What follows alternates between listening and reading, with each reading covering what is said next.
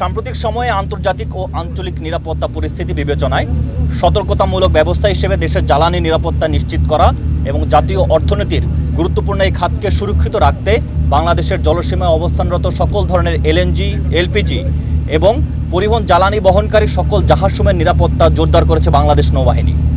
এ প্রেক্ষিতে নৌবাহিনীর যুদ্ধজাহাজ ও দ্রুতগামী বোট মোতায়েনের পাশাপাশি মেরিটাইম প্যাট্রোল এয়ারক্রাফট ও হেলিকপ্টারের মাধ্যমে নজরদারি কার্যক্রম চলমান রয়েছে।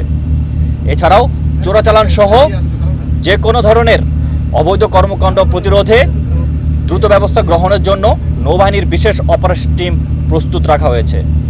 আমরা বন্দর কর্তৃপক্ষ, কোস্টগার্ড এবং অন্যান্য আইন শৃঙ্খলা বাহিনী সহ সংশ্লিষ্ট জানালি সংস্থাসমূহের সাথে সমন্বয় করে কাজ করে যাচ্ছি। এর ফলে জ্বালানিবাহী জাহাজসমূহের নিরাপদ চলাচল, নোঙ্গর করা সহ বন্দরে প্রবেশ ও বহির্গমন নিশ্চিত করা সম্ভব হচ্ছে। ভবিষ্যতেও বাংলাদেশ নৌবাহিনী দেশের সামুদ্রিক নিরাপত্তা ও অর্থনৈতিক স্বার্থ রক্ষার জন্য সর্বদা সতর্কতা এবং পেশাদারিত্বের সাথে দায়িত্ব পালন করবে। ধন্যবাদ।